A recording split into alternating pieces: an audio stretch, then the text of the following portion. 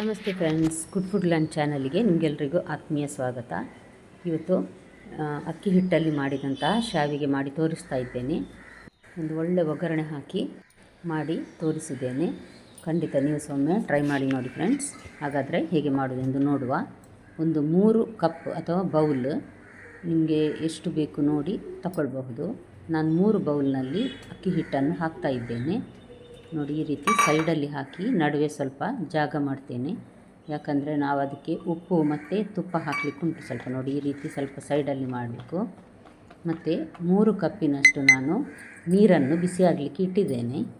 ನೋಡಿ, ಈಗ 1 ಟೇಬಲ್ ಸ್ಪೂನ್ನಷ್ಟು ನಾನಿಲ್ಲಿ ಉಪ್ಪಿನ ಹುಡಿ ಹಾಕ್ತಾ ಇದ್ದೇನೆ, ಪಿಂಕ್ ಸಾಲ್ಟ್ ಇದು. ಮತ್ತು 1 ಟೇಬಲ್ ಸ್ಪೂನ್ನಷ್ಟು ತುಪ್ಪ. ನೀರನ್ನು ಈಗಾಗಲೇ ನಾನು ಬಿಸಿ ಆಗಲಿಕ್ಕೆ ಇಟ್ಟಿದ್ದೇನೆ. ನೀರು ಚೆನ್ನಾಗಿ ಬಿಸಿ ಆಗ್ತಾ ಇದೆ ನೋಡಿ, ಚೆನ್ನಾಗಿ ಬಿಸಿ ಆಗ್ತಾ ಉಂಟು. ಬಿಸಿ ಬಿಸಿ ನೀರೇ ಇದಕ್ಕೆ ಹಾಕೋದು. 3 ಅಥವಾ 3.5 ಲೋಟದಷ್ಟು ನೀರು ಬೇಕಾಗ್ತದೆ. ಅಂದರೆ ನೀವು ಯಾವ ಕಪ್ ಉಪಯೋಗಿಸ್ತೀರಿ ಅದೇ ಕಪ್ಪನ್ನು ಸಹ ಅಳತೆಗೆ ಉಪಯೋಗಿಸಬೇಕು.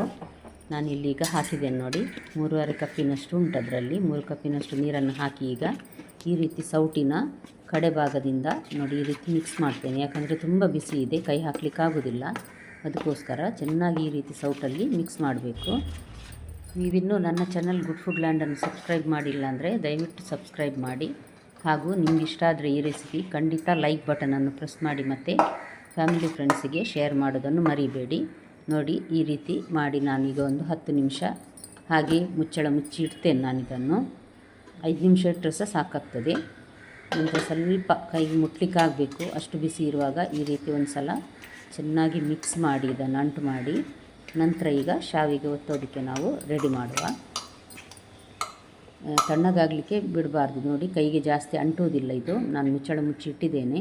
ಶಾವಿಗೆ ಮಾಡೋದಕ್ಕೆ ನಾನು ನೋಡಿ ಇದನ್ನು ತೆಗೆದುಕೊಂಡದ್ದು ಅಂಜಲಿ ಅವರದು.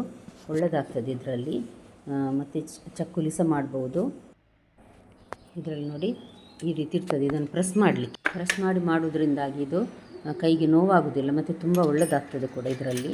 ಇಲ್ಲಾಂದರೆ ಅದು 2 ಹೆಬ್ಬೆರಳು ಅದನ್ನು 2 ಸೈಡಲ್ಲಿ ಪ್ರೆಸ್ ಮಾಡುವಾಗ ನೋವು ಬರ್ತದೆ. ಇದರಲ್ಲಿ ಹಾಗೇನಿಲ್ಲ, ತುಂಬ ಸುಲಭ ಮಾಡಲಿಕ್ಕೆ. ನೋಡಿ, ನಾನೀಗ ಇದರೊಳಗೆ ಸ್ವಲ್ಪ ಎಣ್ಣೆ ಎಲ್ಲ ಹಚ್ತೇನೆ. ನಾನು ಇದಕ್ಕೆ ಸಹ ಅಷ್ಟೇ ಸ್ವಲ್ಪ ಎಣ್ಣೆಯನ್ನು ಹಚ್ಚಿ ರೆಡಿ ಮಾಡಿ ಇಡ್ತೇನೆ ನಾನೀಗ. ಅಷ್ಟೇ ಅಲ್ಲ, ಇದರಲ್ಲಿ ಬೇಗ ಬೇಗ ಆಗ್ತದೆ. ನೋಡಿ, ಈ ರೀತಿ ಎಣ್ಣೆ ಎಲ್ಲ ಹಾಕಿ ನಂತರ ಈ ರೀತಿ ತಿರುಗಿಸಿದ್ರೆ ಆಯಿತು. ಈಗ ನಾವು ಇದಕ್ಕೆ ಹಿಟ್ಟು ಹಾಕಿ ಶಾವಿಗೆ ರೆಡಿ ಮಾಡುವ.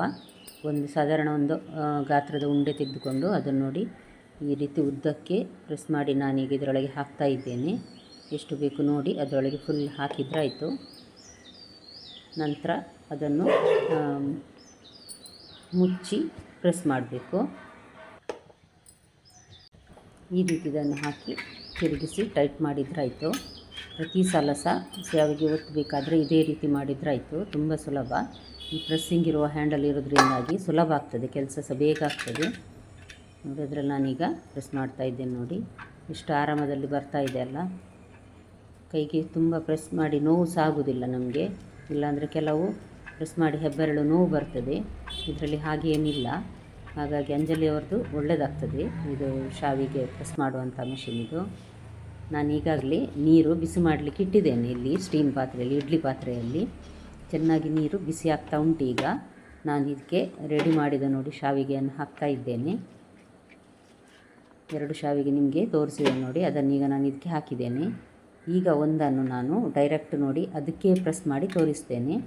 ಇದಕ್ಕೆ ಸಹ ಡೈರೆಕ್ಟ್ ಪ್ರೆಸ್ ಮಾಡಬಹುದು. ನಾನು ಯಾವಾಗಲೂ ಹೀಗೆ ಮಾಡೋದು. ಈಗ ತೋರಿಸ್ಲಿಕ್ಕೋಸ್ಕರ ಬಾಳೆ ಎಲೆಯಲ್ಲಿ ನಿಮಗೆ ಮಾಡಿ ತೋರಿಸಿದೆ ಶುರುವಾಗಲಿ.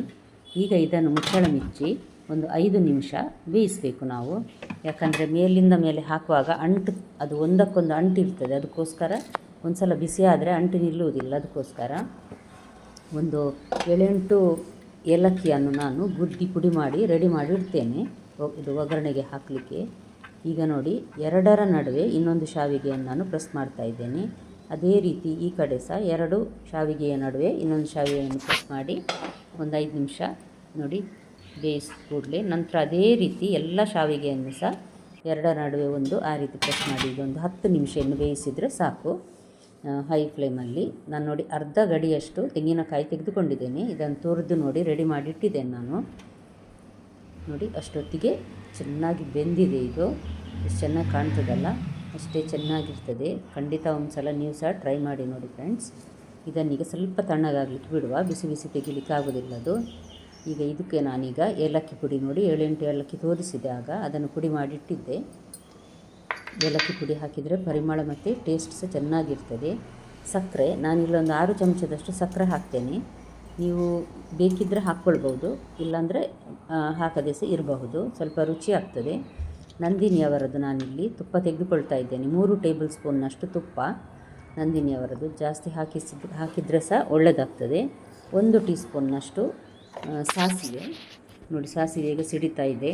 ನಾನಿಲ್ಲಿ 1 ಹಿಡಿಯಷ್ಟು ಅಂದರೆ ಸಾಧಾರಣ ಒಂದು 10-12 ಗೇರು ಬೀಜವನ್ನು ನಾನಿಲ್ಲಿ ಭಾಗ ಮಾಡಿ ನೋಡಿ ಇದಕ್ಕೆ ಹಾಕ್ತಾ ಇದ್ದೇನೆ.